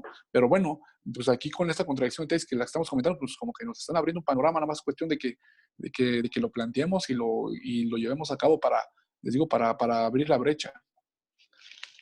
Muy bien, maestro. Muchas gracias. Le vamos a abrir el micrófono al licenciado Jorge Cruz y le vamos a abrir pantalla para que formule su pregunta. Licenciado Jorge, adelante. Hola, maestra, ¿cómo están? ¿Cómo están todos? Hola, Una pregunta, buenas tardes. maestro. Buenas noches. En el arraigo vemos que es convencional porque está en el artículo 16 constitucional. Entonces, para hacerlo en caso de un asunto en práctica, que haya una persona en arraigo, ¿haríamos un control de convencionalidad concentrado ante el juez de distrito sin tocar nada, o un choque de principios de peso de derechos humanos, de, no sé, certeza jurídica, porque se detiene para investigar? Y lo correcto, como lo A marca ver. todo nuestro marco normativo, es de que se detenga con una investigación ya hecha, mediante un hecho comisivo que presuponga un delito. Pero en un caso con arraigo, ¿cuál sería la solución? Pues es que el arraigo pues obviamente ya está previsto en nuestra Constitución y, lo que y es lo que el artículo 16 obviamente habla del arraigo. Y la cuestión es esta, que les comentaba que hay jurisprudencias que, y este es el pleno, ¿no? Es una la contradicción tesis, la 293, es donde dice que si un tratado, si el tratado internacional se contrapone con la Constitución, pues obviamente el tratado queda sometido. Entonces, yo en lo personal ahí creo que tendrías que irte para más bien argumentar la inconvencionalidad de la propia Constitución, porque fíjense que tú estás tocando un tema muy importante, fíjate. Dices, ahorita, ¿cómo le puedo hacer ahí? Fíjense para que vean la magnitud. La contradicción de tesis 293 dice, habla de la jerarquía normativa entre el tratado y la Constitución. Y concluyó diciendo, bueno, pues si el tratado internacional se contrapone a la Constitución, pues se tiene que someter. ¿Sí quedamos claro? ¿Y qué pasa ahí? Entonces, esto lo único que se hizo es dejar la puerta abierta al legislador constitucional, para que introduzca reformas constitucionales en donde se puedan establecer la violación de derechos de base convencional. Ajá. Y como el derecho de base convencional queda supeditado cuando contradice la Constitución, solamente estamos hablando de que a partir de las reformas constitucionales se puede generar una violación de derechos. Entonces, ¿qué tenemos que hacer? Pues agotar el procedimiento interno y en su caso hacer una denuncia de la Comisión Interamericana, pero ya propiamente sobre la Constitución. O sea, diciendo que la Constitución es inconvencional, precisamente porque ya hay una cuestión ahí de restricción. Y les comentaba el artículo 27 de la Convención de Viena sobre el derecho de los tratados, dice que no se puede invocar el derecho interno. ¿Sí me explico? Para desconocer las disposiciones de los tratados. Sin embargo, pues en el caso mexicano sí lo han hecho de esa manera. Ok, muy bien, maestro. Gracias. Muchas gracias, Jorge. A ustedes, gracias. Maestro, tenemos un comentario del maestro Gonzalo Covarrubias. Sí. Vamos a abrir el micrófono y el video si el maestro gusta aparecer en pantalla.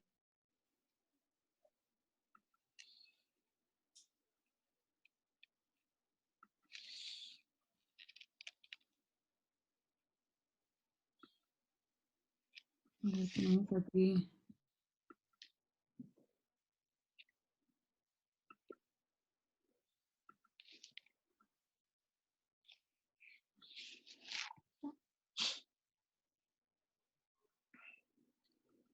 Tenemos aquí problemas, creo que con el internet.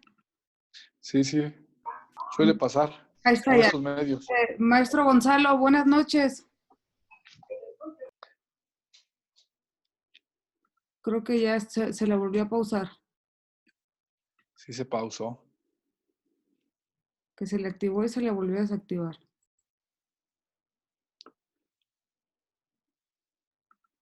A ver. Maestro Gonzalo, ahí creo que puede hablar.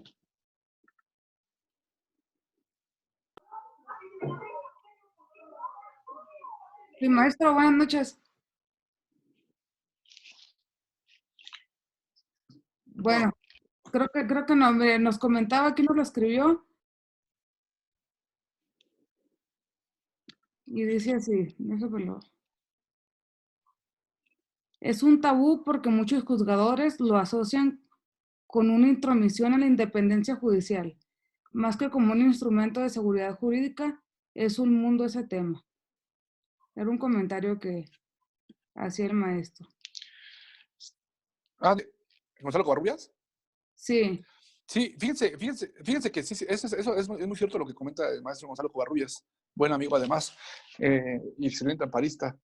Esta cuestión de que dice que obviamente es un tabú propiamente, pero ¿cuál es lo que se argumenta para decir, bueno, es que no se puede hacer esto de estar promoviendo amparos contra la jurisprudencia, o inclusive en un control de convencionalidad ex oficio tampoco, lo que haríamos ¿cómo se llama? En la incertidumbre jurídica, ¿no? Se rompería con este principio constitucional de la certeza jurídica que prevé el artículo 14, el 16 y el 17 de la Constitución. O sea, es cierto que la jurisprudencia cumple con un fin muy importante, ¿no?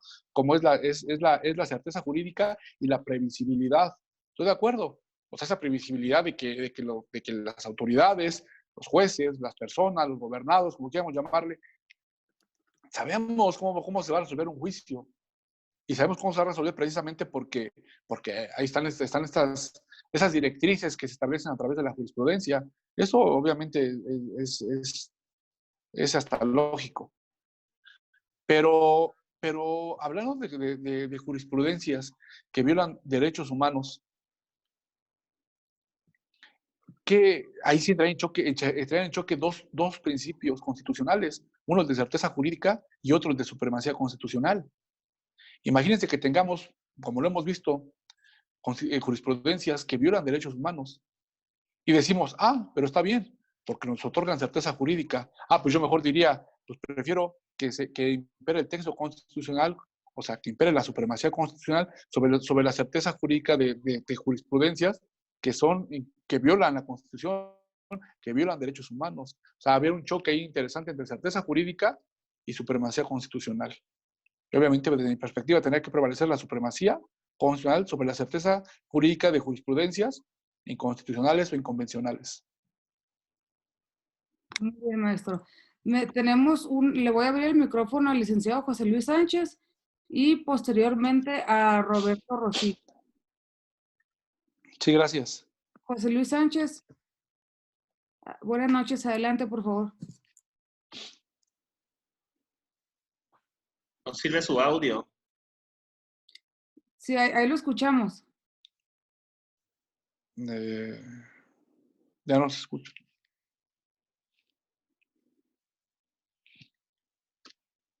Menciono yo que el audio del maestro José Luis no funciona. Ok. Okay. Entonces hay que leer nada más el comentario, por favor. Ok, dice José Luis Sánchez. Comento que ante una sentencia definitiva de primera instancia, impugné una sentencia a través del amparo directo, pero tal y como usted lo manifestó, invocó el juez federal una de las jurisprudencias que usted nos indicó hace unos momentos. En fin, ya hacemos intentos de esta naturaleza en Autla de Navarro, Jalisco, y el licenciado comenta que él es egresado de CUSUR. Muy bien. Sí, eso es lo que pasa, que obviamente ya hay jurisprudencia para que la jurisprudencia sea inimpugnable. Y es lo que les digo, pero hay que ver cuál fue la que le aplicó, porque hay una que dicen que el tema de la aplicación de una jurisprudencia es un tema de mera legalidad. Y esa jurisprudencia, es lo que les digo, que cuando ataquemos, para que no sea aplicable al caso concreto, tenemos que invocar que, además de que estamos atacando la aplicación de la jurisprudencia por parte del juez de primera instancia, el juez de segunda instancia, además estamos atacando la inconstitucionalidad de la jurisprudencia. Es decir, la aplicación como mera legalidad, porque obviamente hay una obligación por parte de las autoridades de aplicar la jurisprudencia en términos del artículo 217 de la Ley de Amparo, pero también tenemos que impugnar el contenido de la jurisprudencia. O sea, no la aplicación concretamente. O es más decir que ni siquiera es aplicable al caso concreto, porque ustedes van a poner argumentos de inconstitucionalidad, y ese tema se refiere a la legalidad de la aplicación de la autoridad de primera o segunda instancia. Entonces, obviamente, no tendría que ser aplicable al caso concreto, pero sin embargo así lo hacen y con eso se lavan las manos y las desechan. Porque es un tema yo creo que ponemos también a los juzgadores, en un momento dado se lo planteamos, pues los ponemos pues no sé, digo, ahí de los nervios de punta, porque argumentar o emitir una resolución sobre estos tópicos cuando el máximo tribunal lo dijo, la sala lo dijo, Entonces sí es complicado, pero pues digo, les reitero, nadie es falible, ¿no? Ni siquiera los ministros, ni siquiera los magistrados. Entonces, partiendo de esta postura, pues digo, tenemos que seguir intentando, pero les digo, ahí en esa jurisprudencia decir, yo no estoy atacando la aplicación de la jurisprudencia, estoy atacando la constitucionalidad. Muy bien, maestro. Tenemos al licenciado Roberto Rosillo y posteriormente a Adriana Sánchez. Licenciado Roberto Rosillo, ¿tiene el uso de la voz, por favor? Sí, buenas noches, ¿me escuchan? Sí. Perfecto. Mire, tengo una Sí, pregunta. muy bien, buenas noches. Buenas noches. Aquí la cuestión por el control difuso, el control concentrado, o el bloqueo que está, existe ya una jurisprudencia por parte de la Suprema Corte en donde ellos tienen ese protección para que no un juez inferior o una autoridad jurisdiccional pueda superar lo que es la jurisprudencia, porque como usted menciona, sí sale luego que hay tesis o jurisprudencias que son violatorias de derechos humanos, ¿no? Y que no van conforme a lo que son los tratados internacionales. Pero pasa que ellos tienen esta protección de decir, no, pues yo como juez de primera instancia, en materia familiar civil, veo que hay una jurisprudencia que desamerita la convivencia del padre, un ejemplo que se me divaga en la mente, y esto yo no puedo utilizar el control. ¿Por qué? Porque no me permite ese bloqueo de decir es que la jurisprudencia está mal desde ahí. Entonces, para hacer ya el amparo también no sería un agravio, un concepto de violación que fuera ese mismo, porque la Convención de Viena, en su protocolo, en el artículo 7.3, 7.4, no me acuerdo bien cuál es por el momento, nos menciona cómo se debe de regir la cuestión de adherirse a un Estado en los protocolos, y nos dice que debe de respetar lo que son los derechos humanos, bajo el principio de universalidad y de progresividad que se encuentra en el artículo 1. Esto quiere decir que si esa jurisprudencia viola los derechos humanos, obviamente sería inactiva, ¿no? Ya por la cuestión no tenemos que hacer el procedimiento de amparo. Pero aquí la cuestión es que tienen esa protección. Aquí su opinión sería también, si hiciéramos un amparo, meter ese como concepto, o ya sería propiamente un amparo para nosotros poder pedir a la Suprema Corte que se haga ese control de convencionalidad o control difuso y poder en un futuro ya no estar metiendo tantos amparos por la cuestión de que salga, sino ya tener esa protección y nosotros ya ver, bueno, pues esta jurisprudencia es violatoria, poder manejarlo de otra manera más efectiva, más sintetizada y más operativa. Sí, claro, esta contradicción de tesis que usted me indica es la 299 de 2013, ¿no? En donde dice que la jurisprudencia de la Suprema Corte de Justicia de la Nación no será objeto de control de constitucionalidad y convencionalidad ex oficio por órganos inferiores, ¿cierto? Sí. Es esa, es la 299. Sí, es lo que lo comentaba. Mire, aquí el problema, fíjese lo que dice, no puede ser objeto de control de constitucionalidad por órganos inferiores. Por los inferiores al pleno de jurisprudencia. Dice de órganos inferiores. Sí, exacto. Es decir, no podrá ser objeto de control de constitucionalidad y convencional por por órganos inferiores. Entonces sí puede ser objeto de este control por parte del pleno de la Suprema Corte, quien fue que él sí podría hacer esta situación. Y máxime aún que cuando se resolvió esta contradicción de tesis, le reitero, no se señaló, no se impugnó la constitucionalidad del artículo 217, les reitero, porque habla de una cuestión jerárquica, de una obligación jerárquica de la jurisprudencia, lo que ya había sido desplazado por el principio pro persona, y eso se dejó de ver cuando se resolvió ello. Aún así, esa jurisprudencia también nos dice que hay mecanismos internos para poder modificar la jurisprudencia y demás, pero les reitero, eso, como quiera que sea, vuelve ineficaz al juicio de amparo, porque ese es a cargo de los tribunales del Poder Judicial de la Federación, más no del grueso de la población, de los abogados, de los gobernados. Entonces, ahí nos dejan en un estado de indefensión porque no tenemos cómo recurrirla, pero desde la perspectiva que usted lo dice, estoy de acuerdo, podríamos impugnarla hablando de la inconvencionalidad y de constitucionalidad precisamente por el pro persona. Pero podría conocer la Suprema Corte, aún así, porque dice que órganos inferiores. Entonces, eso es lo que dice esa jurisprudencia.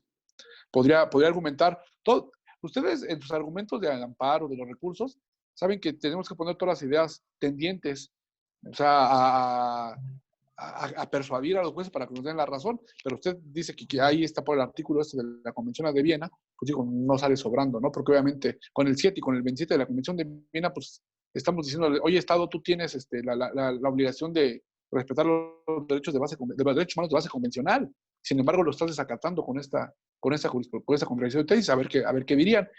Y lo más seguro es que, obviamente, como ya lo resolvieron, van a decir que se confirma, pero pues les digo, tenemos habilitada la vía para la Comisión Interamericana y que en una eventual sentencia, pues México puede ser condenado, el Estado mexicano condenado otra vez por violación a los derechos humanos. Eso es lo que pasaría. Sí, claro, gracias. No, al contrario, a usted gracias por la pregunta. Ok, maestro, tenemos... ¿Alguien más?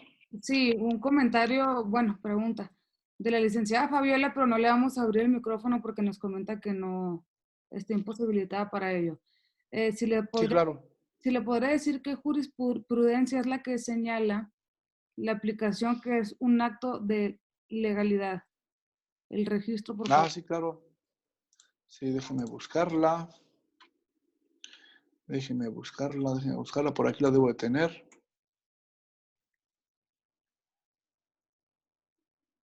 Sí, le doy el registro. Es la 2880, diagonal 2010. Muy bien. De la primera sala, de la Suprema Corte de Justicia de la Nación. Ajá, es de febrero de 2011. Muy bien. Y el rubro es, si quiere, le repito el rubro para que la busque por el rubro, es Jurisprudencia de la Suprema Corte de Justicia de la Nación. Su aplicación representa una cuestión de mera legalidad, aun cuando se refiera a la inconstitucionalidad de leyes o a la interpretación directa de preceptos de la Constitución. Entonces, dice aquí esta jurisprudencia, dice, a ver, dice, de acuerdo al 217, como el juez está obligado a aplicar la jurisprudencia, el juez de primera instancia, segunda instancia, está obligado a aplicar la jurisprudencia, entonces lo único que está haciendo es acatar esta disposición de la ley de amparo, la está aplicando. Entonces, tú no puedes venir a decir que es inconstitucional porque es una primera aplicación, porque lo que se dijo en esa jurisprudencia ya fue resuelto por la Corte. El juez únicamente la está aplicando, el juez de primera o segunda instancia. Es lo que dice la Suprema Corte, pero a lo que voy es lo que le estaba diciendo. Pues podemos atacar la aplicación y aparte esgrimir argumentos sobre esa jurisprudencia. Y cuando se toca un tema de constitucionalidad, no puede ser aspecto de mera legalidad. Ese es el registro. Muy bien, maestro. La licenciada Adriana tiene la misma situación del audio, por lo tanto, procedo a leerle la pregunta. Dice, sí, claro. En razón de la impugnación de la jurisprudencia mediante el juicio de amparo, entre paréntesis ambos, ¿se está refiriendo a esta como único acto reclamado? Lo que pasa, les comentaba, en amparo directo, ya les comenté que el acto reclamado indefectiblemente es la sentencia definitiva, laudo o resolución que pone fin al juicio, tal y como lo prevé el artículo 175, fracción cuarta de la propia ley. Es decir, y yo cuando ataque una sentencia en amparo directo, ese es mi acto reclamado. Yo no tengo que poner como acto reclamado a la jurisprudencia, porque les digo, si yo pongo como acto reclamado a la jurisprudencia, el tribunal colegiado va a decir que se declara incompetente, porque no es apto para conocer de amparo contra normas generales. Lo cierto es que dice, está ahí un truquito que dice, bueno, no lo conozco, pero si lo pones en los conceptos de violación, las consideraciones sobre la inconstitucionalidad e inconvencionalidad, entonces sí lo va a conocer, pero no como acto reclamado, sino como concepto de violación. Y en el caso del amparo directo, tenemos que impugnar la jurisprudencia, la aplicación y ¿cómo se llama? Y el contenido de la jurisprudencia también. Ese sería el acto. Ok. El licenciado Arnold, tenemos igual el mismo problema de audio con él y nos dice, maestro, ¿tendrá un caso hipotético que auxilie la aplicación del amparo directo contra la jurisprudencia? Un caso hipotético. Maestro, el Mande. maestro Gonzalo Covarrubias, creo que a colación a lo que pregunta nuestro alumno, citó en el chat un caso que ya se dio, que le pediría a la maestra Delia que nos apoye para que Pues sí. lo escuchen los compañeros. Muchas gracias. Sí, muy bien. Sí, bueno, es el que continuaba. El maestro Gonzalo Covarrubias Cepeda comenta, han habido casos en que por anacronismo se han dejado de lado jurisprudencias por propios tribunales, sobre todo cuando se apartan al nuevo orden constitucional, como el caso aquella donde la víctima crecía de la suplencia de la queja con la anterior ley de amparo, pero que se apartó el 9º Tribunal Colegiado en materia del primer circuito, dando lugar Materia penal. Así es, dando lugar a una contradicción que superó el criterio y que fue retomado en la Ley de Amparo de 2013, dando ello lugar a la suplencia de la queja a favor de las víctimas u ofendidos. Es decir, los tribunales también pueden ser partícipes como garantes del orden constitucional. Sí, es cierto, esto sí habla de la suplencia de la queja a favor de la víctima, no solo del imputado hoy, ¿no? Como se denomina hoy. Pero sí, hoy tenemos esta cuestión de la jurisprudencia, fue inmersa, ¿no? En el artículo 79 de la ley de amparo actual, que también opera la suplencia de la queja a favor de la víctima.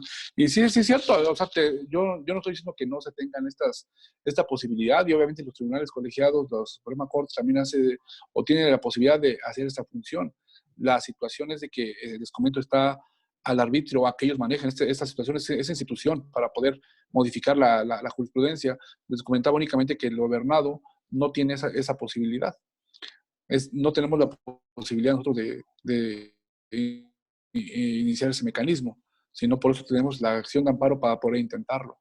Y ese es el caso hipotético, bueno, muy bien y muy bien apoyado ahí por el maestro Gonzalo Covarrubias para la pregunta que hacía referencia el abogado hace un momento.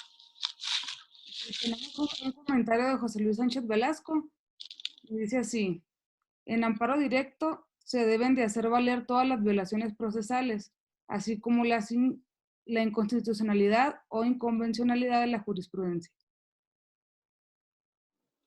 Sí, claro.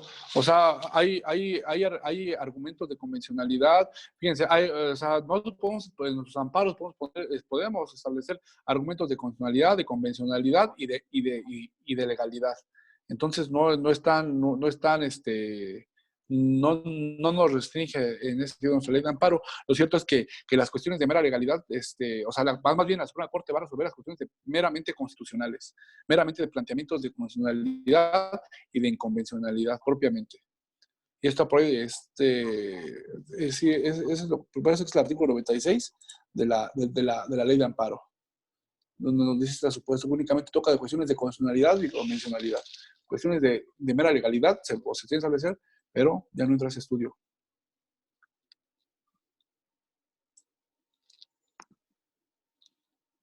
Permítame un segundo. Ajá.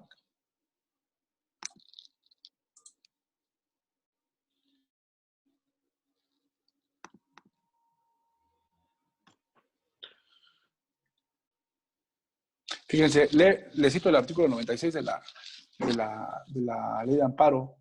Dice, cuando se trate de revisión de sentencias pronunciadas en materia de amparo directo por tribunales colegiados de circuito, la Suprema Corte de Justicia de la Nación resolverá únicamente sobre la constitucionalidad de la norma general impugnada o sobre la interpretación directa de un precepto de la Constitución, política de los Estados mexicanos o de los derechos establecidos en los tratados internacionales o de los que el Estado mexicano se aparte.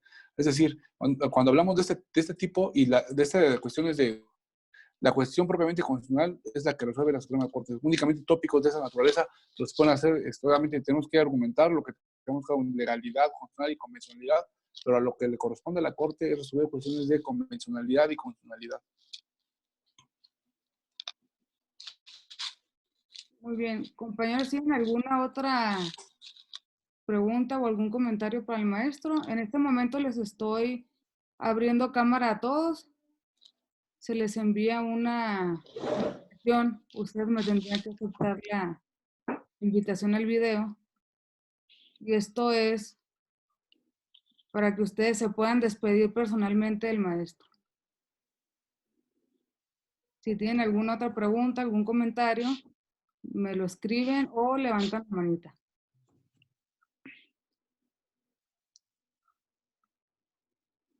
Creo que no.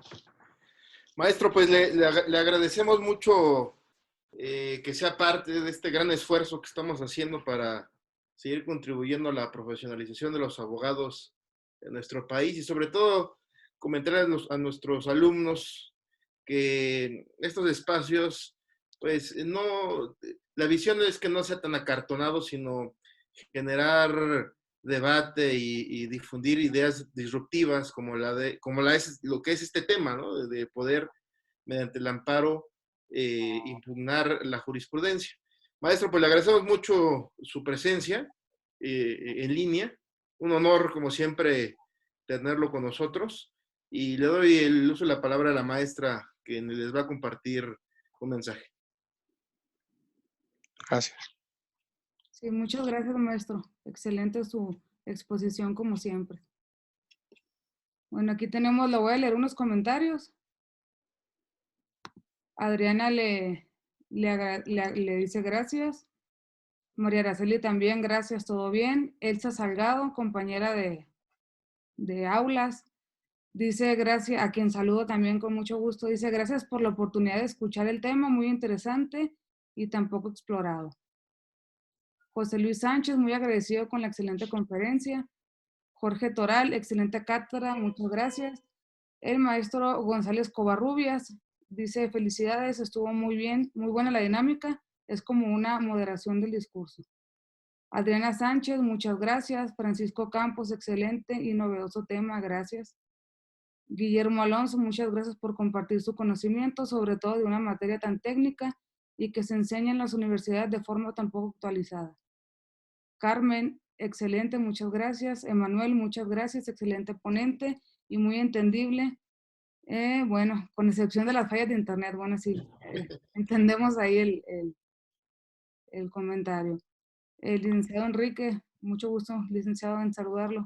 Nos comenta, muchas gracias y excelente. Rocío, muchas gracias, maestro, y a los maestros Alfredo y Delia, estuvo muy excelente. Saludos, Rocío, a Puebla. La licenciada Fabiola, muchas gracias, excelente ponencia, como siempre, profe. Carmen, saludos desde Tulancingo. Gaby, muchas gracias, muy interesante. Tania, parece que se le fue ahí un comentario. Arnold, se agradece la ponencia de Villagrán, Guanajuato. Es un tema que tiene muchas disyuntivas. Tani Miguel. Bueno, aquí sería una pregunta. Dice que cuál es el alcance del 171 de la ley de amparo. Bueno, voy a continuar con los comentarios y posteriormente respondemos a esta pregunta. González Hernández dice muchas gracias por compartir con nosotros este tema tan interesante, excelente ponencia. Angélica Espinosa, gracias por el tema expuesto. Para mí, ese conocimiento es algo muy nuevo y sé que aunque es teoría, agradezco. Norabel Orozco Gómez dice mil gracias, Isa, y felicitaciones al ponente, siempre calidad. Alberto Estrella, gracias por la cátedra, excelente. Maestra Delia, maestro Alfredo, excelentes conferencistas. Muchas gracias, Alberto. Gerardo Clara Castillo, saludos y felicidades. Areli, mucho gusto y muchas gracias por la oportunidad de seguir actualizándonos. Areli, un gusto saludarla. Fabiola, gracias al grupo CISA. Fabiola, un gusto también saludarla. Jesús Rodríguez, muchas gracias, excelentes ponentes. Rocío, saludos maestra. Roberto Rosillo, gracias Lick, saludos desde Guanajuato. Ok, aquí tenemos también una invitación, ahorita se las voy a hacer llegar. Tenemos otra transmisión en vivo de Fundación Capacitadora del Juicio Oral que inicia en 1 hora. Bueno, les voy a compartir pantalla para que ustedes puedan ver el siguiente evento que tenemos el día lunes. Igual va a ser mediante esta plataforma y esperemos no tener tantas fallas técnicas como el día de hoy. Bueno, perdón, la sesión de Cajo inicia en 9 minutos. Fundación Capacitadores del Juicio Oral. Así pueden encontrarla en Facebook. Esta cátedra nos la va a dar el maestro Gonzalo Covarrubias, quien nos está acompañando y nos está viendo en este momento. Y les comparto, aquí está. ¿Sí ven la opción de la pantalla? Sí. Ok. El maestro Gonzalo nos va a hablar de lo que es el Sistema Nacional Anticorrupción. Y si ustedes están interesados en asistir a esta conferencia de alta calidad, les voy a pedir que se unan a este grupo selecto de CISA. La forma en la que ustedes se pueden incorporar al grupo es, van a abrir la aplicación de la cámara de su teléfono, van a escanear este teléfono como si fueran a tomar una fotografía. En la parte de arriba les va a salir una notificación de WhatsApp, le van a dar un clic ahí mismo y automáticamente ustedes ya están en el grupo de WhatsApp del CISA y ahí mismo les va a estar llegando la información. La otra manera en la que se pueden unir es al chat, les estoy enviando el enlace y desde su teléfono celular van a dar clic en este enlace y automáticamente igual ya van a estar en este grupo. Entonces les voy a abrir micrófonos para que se puedan despedir personalmente del maestro.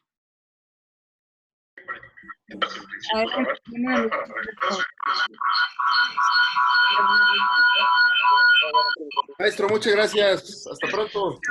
Muchas gracias. Muchas gracias, maestro. Muy productivo. Gracias a ustedes aquí por el tiempo y por la disposición. Ahí sus órdenes. Muchas gracias. Muchas gracias por la ponencia, maestro. Muchas gracias. Está mal, muy mal eso. Oye. El siguiente con la conferencia. Gracias, maestro. Doctor Alfredo, gusto saludarlos a todos. Muchas gracias a todos, abogadas y abogados. Gracias, Alcisa. Muy buenas noches. Gracias. Hasta luego. Buenas noches. Hasta luego. Hasta luego. Gracias. Hasta luego. Hola. Mil gracias, esperemos prontamente tener la fortuna de continuar en capacitación constante con CISA. Un abrazo afectuoso al ponente y al equipo. Gracias. Gracias.